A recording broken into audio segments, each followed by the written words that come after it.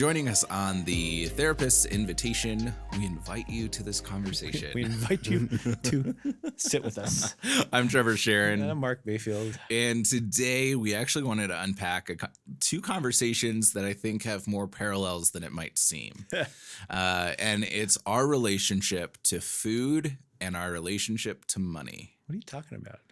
I'm not sure. We should talk about something good first, though. Okay, something good. Something good. Okay, so for me, this something good is that I just booked a big project. Yeah. And it allowed me to do final upgrades on equipment for this year. That's awesome. Which is super exciting to me because it feeds that retail therapy part of me. Is it the project I know? Yeah. Yeah. Okay. Yeah. And so I get to upgrade, some camera stuff, my computer, just for editing. And so I'm really excited to be able, everything's in right now and just putting it all together. And that's been so much fun. That's awesome.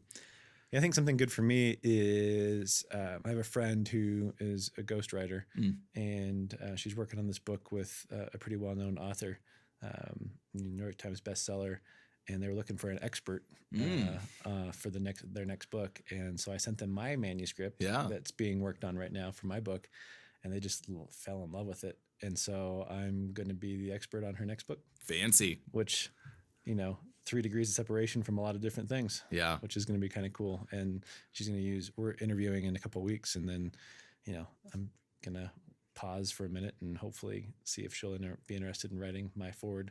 Oh, nice. For my book. So that's kind of honoring and exciting to see. Well, and it's been really cool to be able to watch you, especially over the past, I'm going to say year and a half. Okay. To see you over the past year and a half really become this is only slightly a stretch, nationally recognized expert in the field of mental health. Slight stretch. Not too big of a stretch though. Like you've been doing so much with the PR team that you're working with and the different individuals that you're working with that it's been really cool to see something that I saw in you early on come to a greater light, because there were times early on, and we joked about this, when people would say like, "Oh, Dr. Mayfield?" And it was like, what? Yeah, I know Mark. Okay, I'm like, duh. What are you talking about? But now so it's actually becoming a little bit more like that, where you're starting to be recognized for all of the work you've done here at Mayfield, the work that you've done through Candid and your books and just the speaking events that you've done, which has been limited because of COVID. But it's really cool to see that really rise out in a dramatic way over the past year and a half. Thanks, Trevor. Yeah, that's it's awesome. been cool. I appreciate that. I won't ever fanboy you though, I promise. Oh gosh, just because that's not who I am. I'll take you out at the knees if that happens. No. Maybe one Halloween I'll fanboy you. I'll just dress up as you. That's awesome. You gotta let the hair grow out a little bit more on the top. I know. I just need to go gray. Yeah. Well, the sooner I can go gray, the better. You've got a kid. I do. But so far, she's just giving me frosted tips. That's awesome.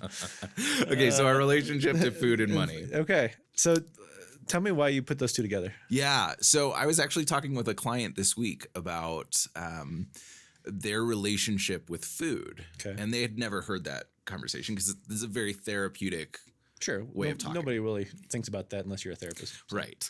And so I was unpacking the idea that we can have a relationship with food that's very unhealthy, where we're associating things with food, or we're loading the idea of food up with these thoughts and beliefs that really shouldn't belong on food. Give an example. So food being a punishment, or being even like a coping skill, I would consider to be a somewhat unhealthy relationship with food. Or a reward.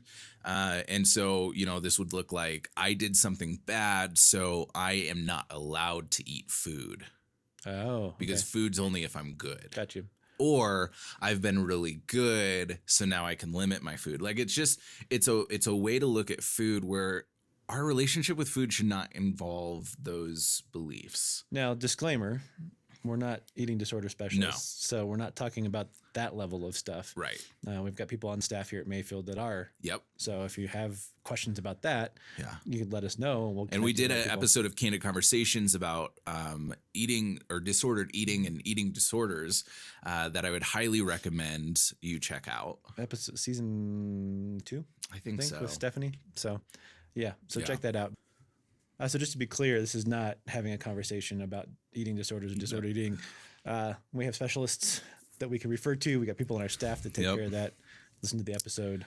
Yeah, Candid Conversations had an episode early on about disordered eating and eating disorders and the difference. But I think we don't recognize how maladaptive our thought processes are around food and money. Yeah, because I don't think money is very different. I think it's actually worse.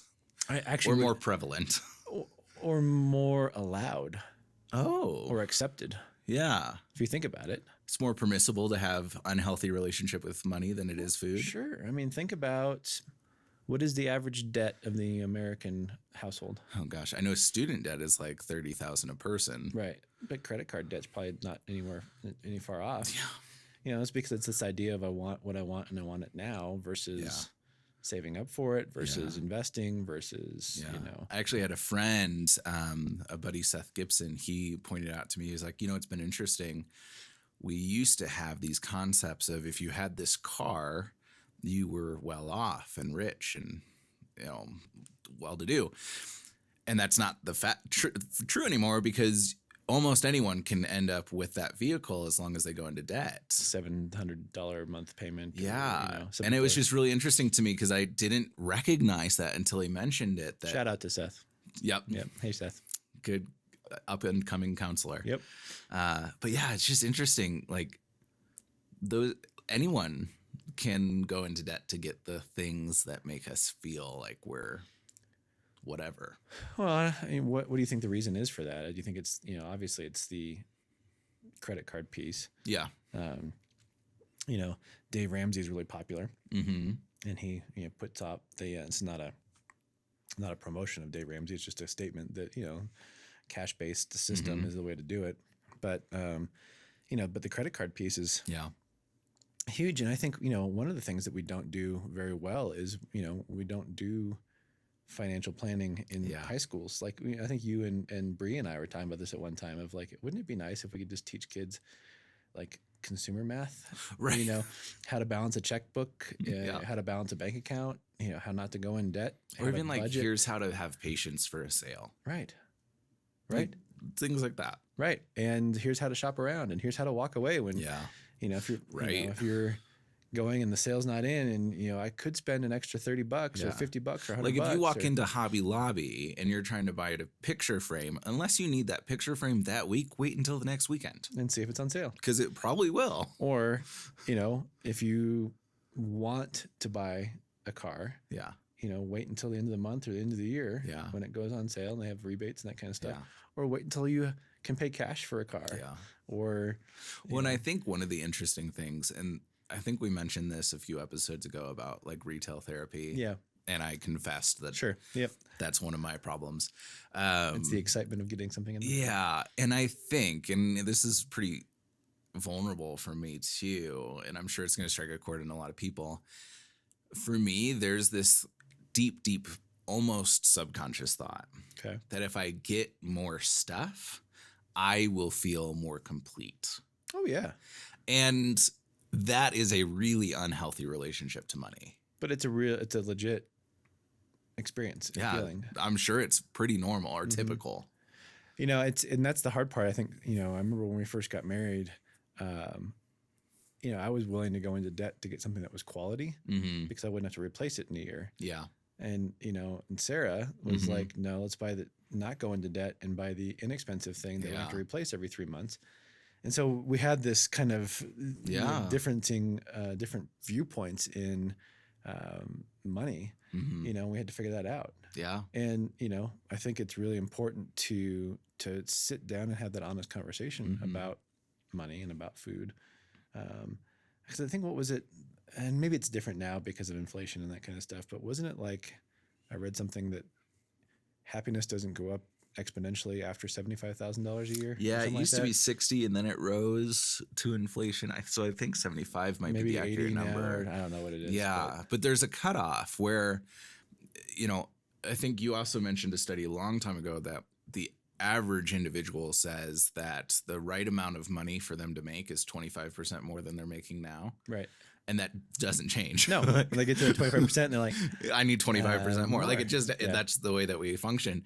And that once you get to that 75 or whatever it is, your satisfaction in life, your happiness with the quality of your life isn't really impacted. yeah.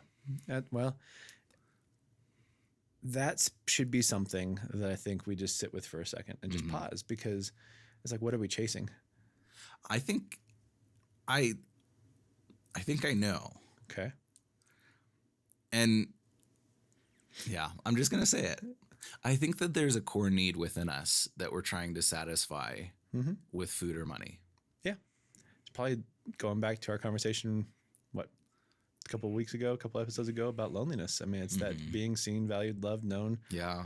Like, will I be liked for what I have? Will you like me because of what I have versus who I am? Yeah, it's the idea of having the cool toys, like It's the flashiness. neighborhood kid who had the cool toys.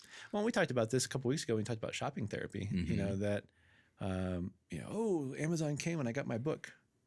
All right, I need to order something else. Now what's next? Right. And you're like, yeah. And I think it really comes down to there's some, and again, one of my favorite episodes is the sugar, porn, and fame episode. We are trying to satisfy a core need with something that does not satisfy that core need. No, it's the lie. That it's like we're kicking the can down the road. So what would it look like to sit with that core need? Yeah. That's a vulnerable place to be. Well, I think that's where we can actually hop into the conversation about food. Sure. And unhealthy relationships with food. So if we were to say that the parallel between the two is that there's a core need that we're trying to satisfy with both conversations. With food, let's take overeating or emotional eating, for Emotional example. eating. Let's do emotional eating. Yeah. Something that I'm pretty sure every human being has done. Because, I mean, food is comforting. Give me a freaking donut. Yeah. Or whatever. Yeah. Or like even coffee. Like, I think a lot of the times I drink coffee not because I want the beverage or I am needing the boost of caffeine. It's because it brings me comfort and makes me feel a certain way, and I'm seeking that feeling. Well, sure. I think me too. It's in the when I'm having a bad day or I'm having a difficult emotion. Remember, emotions are just indicators. Right. They're not good or bad. They're just telling us. It's like check engine light on the car. Yeah. Something's going on. Yep. Pay attention. And I love, I was showing this video to my class at CCU, and it was for a different class, but I think a different concept, but I think it applies to this is, emotional eating is like taking the oil check engine light comes on because of oil. And it's like opening up the engine compartment and taking the oil and just spreading it on top of the engine. All right. This video, and it's just like, you wouldn't do that. Right. You go and open up the oil, and maybe the oil cap's open so something gets in. Yeah. But, it's not. Yeah. It needs to go into the oil reservoir Yeah. to fix that need. And I think for us too, when we have an emotional eating moment, it's like this. We're taking the oil. I'm not paying attention to why am I feeling this way. Yeah. It's more of a reaction than a response. Well, like yesterday, I will admit I emotionally ate. Now our emotional eating right now is different than others because we're still on keto and like we don't have anything in the house. It's really bad for you. I ate like 15 pork rinds. Yeah, exactly. I had 5 chocolate covered almonds. But it was, I think it could be no matter what you eat, it's the reason that you're eating. I wasn't hungry, but my dad had gone in for his last surgery, and for those that I've shared a little bit with, my dad has pretty much had a hell of a year. Yeah. With botched surgeries and prostate cancer and all that kind of stuff, and so. Here we are 8 months after his initial surgery, and he's having his last surgery to fix everything. Well, I thought, it's routine surgery. I'm fine. I'm good. Well, I got halfway through the day and nearly had a panic attack. And I'm like, where the heck is this coming from? Oh. Yeah. And I didn't sit with it. Right. And I'm bummed at myself a little bit that I just didn't sit with it going, okay, let me just feel that. I have the right to be anxious. Yeah. I have the right to be worried. and then about 20 minutes later, my mom called and he's out of surgery and everything's fine. But I say that because, I've 9 years of counseling education and I still struggle with that. And so it was just that reminder of going, okay, I should have just sat with it. I should have laid on the couch, put my weighted blanket on, just let myself kind of process through that. Yeah. Instead I've numbed it out with, something. Well, and I think that it's valuable to know that even the therapists don't always do it. Like, right. We don't. We're superhuman as people. Like, that's just the truth. Well, we're not superhuman. We're very human. We're very human. Very human. I don't have a cape, but I'm not sure about you. No, me neither. If I did, I wouldn't tell you. Yeah, incognito. That's probably the most Shane-like thing I've done all season. Shout out to Shane.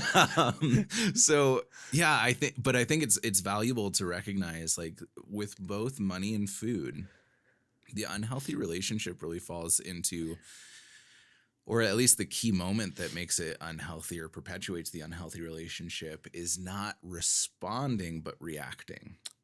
I get. Distinction. I feel, I feed. Right. Instead of, if you had said, okay, I'm reaching for those almonds. Why am I doing that? I feel really anxious. I feel really anxious about this. I'm thinking that if I eat these things, it will make me feel better. Well, maybe the chocolate actually will release some of the chemicals in my brain that may help. Okay, if that's the case, then am I self-medicating? And if I'm self-medicating, can I use a different, like, there's a thought process. Right. And if we engage in that thought process, then we're able to dissect and be able to say, like, okay, me purchasing this thing is not going to make me a better videographer. Right. And what I really want is to be known as a good videographer. So sit with that for a minute. Yeah. And next week, if you still need the thing or want the thing, then get the thing. Exactly. Yeah. It's that delayed gratification that we don't know in this society. No, because it's hard. It's hard and it sucks a lot of the time. Exactly. Well, I mean, I remember who was I talking to? Oh, one of my old students at CCU, their wife used to work at USAA, and they're no longer in the state. But she would tell me, she goes, I can't tell you how many young men and women, enlisted men and women, they get their first paycheck and call us and go, I need approval for a loan. I want to go buy this $70,000 BMW. And they're like, okay, well, I can afford the payment.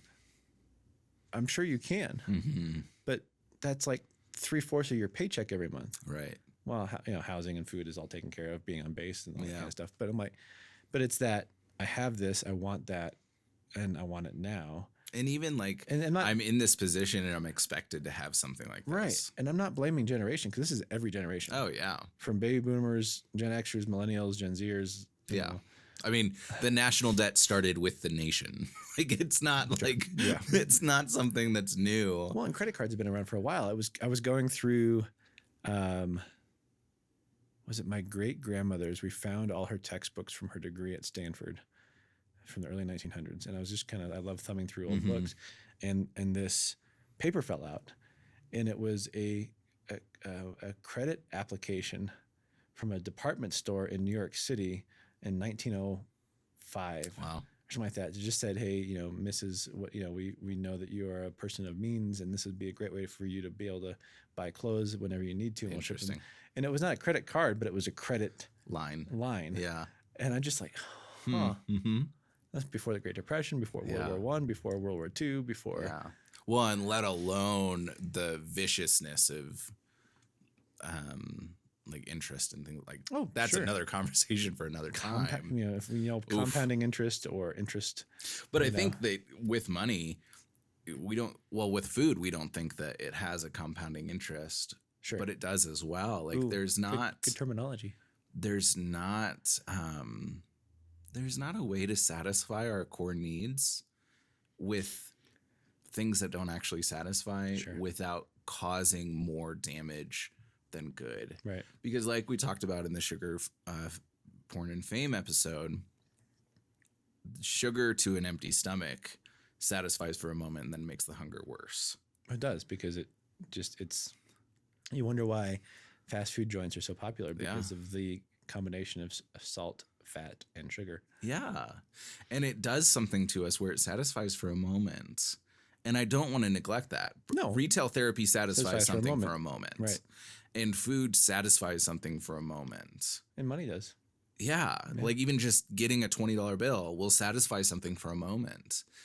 But ultimately, you are going to be left so much more unsatisfied in life later on. And I think the big problem is that you may come 10 years from now and feel really unsatisfied in life, but not know why. It's because you haven't taken those moments to really recognize, why am I engaging in these behaviors and in these actions? Right. Whenever a client comes to me and says, like, oh, I realized this week that I cut because I was feeling really upset, I'm like, that is a great thing to recognize. Right. I am so proud of you that you were able to recognize why you did this and you chose a coping skill, because it doesn't matter to me that they chose one that's really negative and harming. Right. It matters to me that they're starting the process of being able to consciously choose, I know that self-harming is going to help me feel better in this moment. Versus, so that's what I'm going to do. And then the question I always ask is, so what did you learn? Right. And maybe what we could do differently next time. Yeah. Versus, oh, that was so bad. Right. So horrible. Right. Like, what were you thinking? I know. Which is to respond more than we react. But which is the typical human reaction, especially a parental reaction. And if we get into the parental piece of parental police, which kind of policing parents. No, but the parental, response is typically fix it. What were you thinking? Why did you do that? Right. Type of thing. And that just creates more maladaptive behavior. Yeah. So I think it's a good reminder for us too, that when we recognize how we've coped, to not be down on ourselves. Yeah. Really go, okay, I had a need or a distress, and I responded. What could I do differently next time? Is a lot easier. Yeah. Than, you stupid. Right. What were you thinking? And I think my challenge for our listeners today definitely comes from a motivational interviewing perspective. Yeah.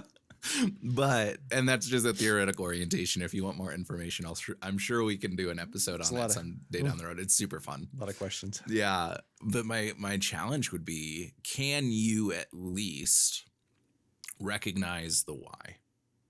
Yeah. Yeah. Why did you buy that thing? Yep. Why did you eat that food? Why did you, avoid whatever with money or food? Yeah. And if you feel like the answer you're giving is really simple, take a second and think about, why does it feel so simple? Sure. And if it's simple, then maybe there's a simple response. Yeah. Like, oh, if I just waited, 5 more minutes and taken a deep breath, I wouldn't have responded that way. Or if I was hungry, then that's fine. Great. Yeah. Then I was hungry. Maybe it's food choice next time, not the fact that you ate. Yeah. Twinkie versus an apple. Right. Right. Yeah. Preserving your insides versus, helping your insides. Yeah. I don't know if I can make a really good case for eating a Twinkie. No. Especially since you leave that on a fence post and it doesn't do anything. That's crazy. It's crazy. It's crazy what we can put on our bodies and our bodies still manage to function. We justify putting in our bodies. Yeah. Oh boy. Yeah. Well, I think that's the thing. If it's not simple, then call somebody. Mm-hmm. Seek out a counselor, seek out a trusted friend or a mentor to be able to help process that with you. Yeah. Because it's okay to go, I don't know why I do this. Yeah. That's just maybe the way I've always done it. And you need to help tracing back to the core or the origin, so, give us a call. Yeah. Not a big deal. We'd love to be able to sit with you in that, because you're not alone in that struggle. No. It's so normal. Yeah. I think that's the big word right there. It is normal. Yeah. And normalized too. Right. And that everybody does it to some degree. And if you are fighting us right now with that, then you probably got something you're not being honest with. Sit with it for a second. I mean, this should be an uncomfortable conversation. It's a little bit uncomfortable for me, because it is making me think about some of the choices that I've made, even in the past, 24 hours. Well, that I need to reevaluate. And there's some justification there too, right? I mean, you've been sleep deprived with a new kid. Yeah. And so your emotions have been all over the place. All over the place. So, okay. Yeah. It's okay. Yeah. And I think, we talk about this, especially in like DBT and the Monday Minute. Judgment is going to come up very frequently. And the thing to do with judgment is to acknowledge it and move forward. Right. because you're going to hear those judgments come up all the time, but those aren't always helpful. Or true. Or true, yeah. Yeah. I shouldn't have done that. Well, is that really true? Or is that an unfair judgment? I should be like this person. Is that an unfair comparison? Right. I mean, we do this with finances too, of I should have that car because I'm in this position. Or I shouldn't be in debt right now, like because of maybe retail therapy or whatever. Yeah. You know, I shouldn't be in debt. Well, okay, you are in debt. Right. So what are you gonna do about it? And not judge yourself. Yeah. Like, oh, I'm so stupid. Like I can't handle finances and blah blah blah. No. Like you are in debt. Yeah. What are you gonna do about it? Yeah. And it's, oh, okay. Well, I have a plan. Great. You know. And if you mess up and put something on that credit card, and okay, just take a step back and go, you know, I need to cut that up, or I need to put it in a safe, or I need to put it someplace where it's not going to be a temptation to jump in. And I think there's a solution for that's motivational interviewing right there. Right. I mean, there's a solution for everything. Well, and I think that the pattern of growth is common across life. Yep. Like it's the way you're going to grow in struggles with eating relationships or money relationships is the same way you're going to grow in any other aspect of your life. Yeah, absolutely. And that's just because it's a process of growth. Right. And it's okay to be growing. Yeah. And we should be acknowledging that. Yeah. Some of the hardest clients I've ever had have been in their, late 50s, early 60s, and they're like, I don't need to be learning. I don't need to be growing. Oh man, yeah. I'm like, well, you're actively dying then. Yeah. I mean, you're not. What do you expect to come out of this? Right. Yeah. Well, it's been this has been a good episode. I think it's been a challenge, like you said, for both of us. Yeah. I feel it in my gut right now. Going, there's things I need to work on. But for those that are listening, good resources. You can still check out springsummit.org and upload some of the videos that we've done. I know it's past November 7th, but you can still access that for some resources. Call us at Mayfield Counseling Centers. Check out our YouTube channel. Yeah, we've got a great Monday Minute that is just practical tools for your day. So many free resources. Yeah, check it out. Subscribe. I mean, that'd be nice. We get 1,000 subscribers. We can start making some money on the YouTube channel with some advertisements. Some give back to us. That'd be nice. But again, as always, the common form of flattery is share this with somebody else because maybe it'll bless somebody too. Yeah. Perfect.